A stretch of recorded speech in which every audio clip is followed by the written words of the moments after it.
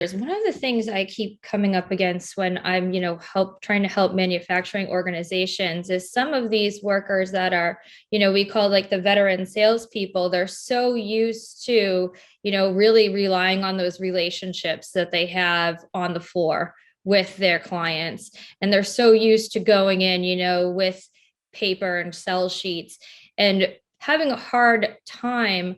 They're having a hard time transitioning them to more of a digital selling environment.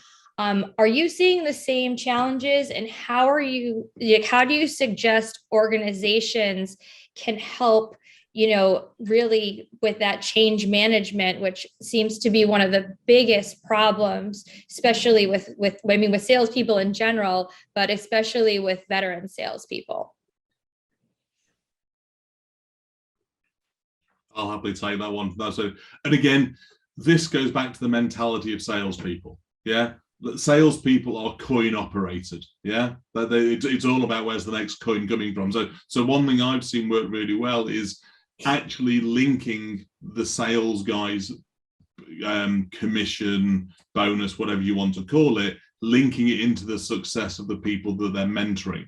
So effectively taking the target away from the veteran sales guy and making him responsible for coaching and managing some of the new people in the organization, whether that's physically mentoring and managing, or also what we've seen some organizations do is by providing coaching and selling and just for some of the guys, just content. So what content have you found that's useful and productive and been very successful? Every time this is used in another successful sales cycle, you will get something off the back of it. So effectively, it's trying to take your best sales team and what they do and replicate that as much as you possibly can.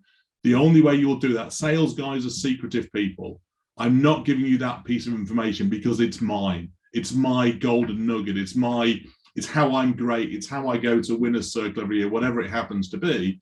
Incentivizing them to pat them on the back and say, yes, you're really clever. We love what you do. If you help other people, you will still have the same level of success and recognition. Sales guys love their names to be up in lights and stuff like that. So giving them that level of capability and rewarding them for sharing their expertise with other people is how you make them successful. Just asking them for it won't help. Yeah, you have to give sales guys it's like a reward for doing this. I'll never forget, I was working with a sales manager years ago and I was having a conversation. I'm like, how do you reward your sales guys, with the carrot or the stick? And he went, I hit them with the carrot, which I thought was a fantastic way of dealing with the sales guy.